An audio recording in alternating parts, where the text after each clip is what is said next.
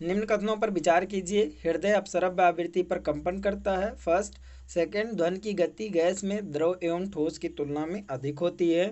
Third, Mac संख्या ध्वनि की गति वर्णित करने के लिए प्रयोग में लाते हैं। फोर्थ, परासरभ ध्वनि की आवृत्ति 20,000 हर्ट्ज से अधिक होती है। तो कथन फर्स्ट सही है, क्योंकि हृदय अपसरभ आवृत्ति पर कंपन करता है और उसको सुनने के लिए हम स्टेथोस्कोप का प्रयोग करते हैं। लेकिन सेकंड में कह रहा है कि ध्वनि की गति गैस में तो सबसे ज़्यादा ध्वनि की गति ठोस में होती है, तो कथन संख्या 2 गलत है। मैक संख्या किसी पिंड की गति को वर्णित करने में प्रयुक्त की जाती है, तो कथन संख्या 3 सही है। और पराश्रव्य ध्वनि की आवृत्ति 20 हर्ट्ज से अधिक होती है। इस प्रकार कथन 1, 3 और 4 सही हैं, तो ऑप्शन सी इसका बिल्कुल सही उत्तर है। पराध्वनिक जेट की उड़ान के कारण क्या होता है?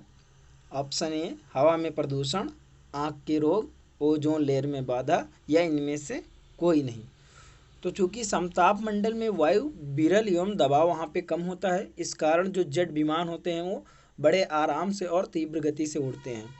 सुपरसोनिक जेट विमानों के जो ईंधन जब जलता है, दहन होता है, तो उससे निकलने वाला नाइट्रस ऑक्साइड समताप मंडल के ओजोन परत को नुकसान पहुंचाता है। तो इसका सही उत्तर है ऑप्शन सी, ओजोन लेयर में बाधा। पराध्वनिक जेट की उड़ान के कारण जो है ओजोन लेयर में बाधा है।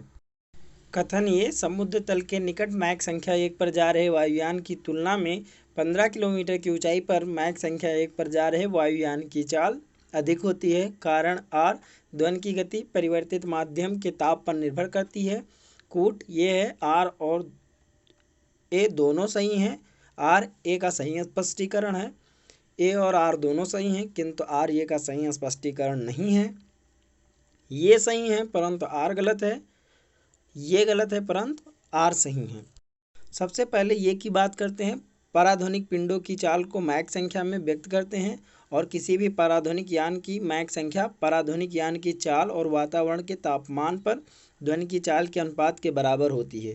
ध्वनि की चाल तापमान बढ़ने के साथ बढ़ती है, इसीलिए समुद्र तल की अपेक्षा 15 किलोमीटर की ऊंचाई पर तापमान के कम होने के कारण ध्वनि का वेग कम हो जाएगा। और 15 किलोमीटर की ऊंचाई पर भी यह वायुयान की मैक संख्या 1 है, तो ध्वनि के वेग के वहाँ कम होने के कारण यान का वेग भी कम होगा। चूँकि ध्वनि एक अनुदैर्घ्य तरंग है, इसलिए कथन ये गलत है। और ध्वनि की गति तापमान के समानुपाती होती है। 1 डिग्री सेंटीग्रेड ताप के बढ़ने से ध्वनि का वेग 0.61 मीटर पर सेकंड बढ़ जाता है। अतः आर सही है। इसका सही उत्तर होगा ऑप्शन डी।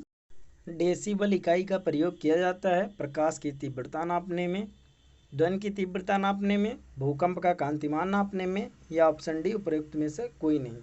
तो इसका सही उत्तर होगा ऑप्शन बी, ध्वनि की तीव्रता नापने में। ध्वनि की तीव्रता मापने की इकाई डेसिबल है। 1 डेसिबल बेल का 10वां भाग होता है। तो इसका सही उत्तर है ऑप्शन बी। 100 डेसिबल का रॉ यानी कि नॉइस का प्रबलता स्तर संगत होगा सुनाई भर देने वाली आवाज़ से, सामान्य वार्तालाप से, शोर शराबे वाली गली की आवाज़ से, या यंत्र कारखाने के शोर से। तो इसका एक टेबल है, इसे आप लिख भी सकते हैं कि ध्वनि की तीव्रता को डेसिबल में नापते हैं। फुसफुसाहट की तीव्रता जो है वो 15 से 20 डेसिबल होती है। साधारण बातचीत जो हम लोग करते हैं वो 30 से 60 डेसिबल के बीच में होती है। अगर हम गुस्से में बातचीत करते हैं तो वो 70 से 80 डेसिबल के बीच में होती है।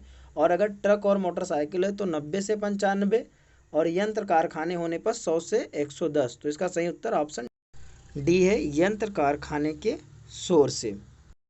विश्व स्वास्थ्य संगठन के अनुसार एक नगर के लिए सुरक्षित ध्वनि प्रदूषण स्तर है 45 डेसिबल, 50 डेसिबल, 55 डेसिबल, 60 डेसिबल। चूँकि विश्व स्वास्थ्य संगठन द्वारा किसी नगर के लिए निर्धारित किया गया सुरक्षित ध्वनि प्रदूषण स्तर 45 डेसिबल है। तो इसका सही उत्तर है ऑप्शन ए, 45 डेसिबल। किस स्तर डेसिबल से अधिक की ध्वनि हानिकारक ध्वनि प्रदूषक कहलाती है? 30 डेसिबल, 100 डेसिबल, 80 डेसिबल, 120 डेसिबल। तो 80 डेसिबल की शोर लगातार रहना हानिकारक सिद्ध होता है। तो 80 डेसिबल से अधिक की ध्वनि हानिकारक ध्वनि प्रदूषक कहलाती है। और 90 डेसिबल किसी भी शोर को बर्दाश्त करने की अधिकतम सीमा है। तो इसका सही उत्तर है ऑप्शन सी, 80 डेसिबल। जब सितार और बांसुरी पर एक ही स्वर बजाया जाए तो उनसे उत्पन्न ध्वनि का भेद निम्न में अंतर के कारण किया जाता है: तारत्व, प्रबलता और ध्वनि गुणता। तारत्व और प्रबलता, केवल ध्वनि गुणता, केवल प्रबलता। ध्वनि की गुणता ध्वनि में उपस्थित सन्नादी तथा अधिस्वरों की संख्या और उनका परस्पर महत्व पर निर्भर करती है। सितार और बांसुरी में जब एक ही स्वर बजाया जाएगा तो उसमें उत्पन्न ध्वनि का भेद केवल उसके गुणता के आधार पर, यानी कि उसकी क्वालिटी के आधार पर ही पहचाना जा सकता है। तो उनके बीच में अंतर करने के लिए केवल ध्वनि गुणता ही अनिवार्य है। तो इसका सही उत्तर है ऑप्शन सी, केवल ध्वनि गुणता। निम्न कथनों पर विचार कीजिए। फर्स्ट, विस्तृत रूप से प्रयुक्त सांगीतिक स्वरग्राम, जिसे द्विटोनी स्वरग्राम कहते हैं, 7 आवृत्तियों वाला होता है। सेकेंड, स्वर सा की आवृत्ति 256 हर्ट्ज होती है और स्वर नी की आवृत्ति 512 हर्ट्ज होती है। उपयुक्त कथनों में से कौन सा सही है? केवल एक, केवल दो, एक और दो दोनों, ना तो एक और ना ही दो। चूँकि विस्तृत रूप से प्रयुक्त संगीतिक स्वरग्राम जो होता है उसे द्विटोनी स्वरग्राम कहते हैं और ये 7 आवृत्तियों वाला होता है और उनकी पुनरावृत्ति भी होती है। तो इसका कथन एक सही है। लेकिन भारत की संगीत पद्धति में 7 टोन होते हैं, जिसमें सा की आवृत्ति 265 हर्ट्ज होती है और नी की आवृत्ति 494 हर्ट्ज होती है। तो इसका उत्तर है ऑप्शन ए, केवल एक सही। एक टीवी सेट को चलाने के लिए निम्न में से किस एक टीवी रिमोट नियंत्रण इकाई द्वारा प्रयोग किया जाता है? प्रकाश तरंगे, ध्वनि तरंगे, सूक्ष्म तरंगे या रेडियो तरंगे। चूँकि टीवी के रिमोट कंट्रोल इकाइयों में अधिकतर आवर्त विकिरण का प्रयोग करते हैं, किंतु कुछ रेडियो तरंगों का भी प्रयोग करते हैं। तो आवर्त एक विद्युत चुंबकीय विकिरण है। इसका उत्तर सही है डी, रेडियो तरंगे। टेलीविज़न के दूरस्थ नियंत्रण के लिए किस प्रकार के विद्युत चुम्बकीय विकिरण का उपयोग किया जाता है? अवरक्त, पराबैंगनी, दृश्य। उपयुक्त में से कोई नहीं। क्योंकि दूरस्थ नियंत्रण या सुदूर नियंत्रण बिना तार के कुछ दूरी, जैसे कि 4-5 मीटर की दूरी पर बैठकर इलेक्ट्रॉनिक टीवी आदि को कंट्रोल करने के लिए काम में आता है। तो आजकल के रिमोट कंट्रोल प्रायः अवरक्त तरंगों का उपयोग करके दूर से ही आदेश देने का काम करते हैं। तो इसका सही उत्तर है ऑप्शन ए, अवरक्त। जब टीवी का स्विच ऑन किया जाता है तो श्रव्य और दृश्य दोनों एक साथ शुरू होते हैं। श्रव्य तुरंत सुनाई देता है लेकिन दृश्य बाद में दिखाई देता है, क्योंकि दृश्य को कुछ अभ्यास समय चाहिए।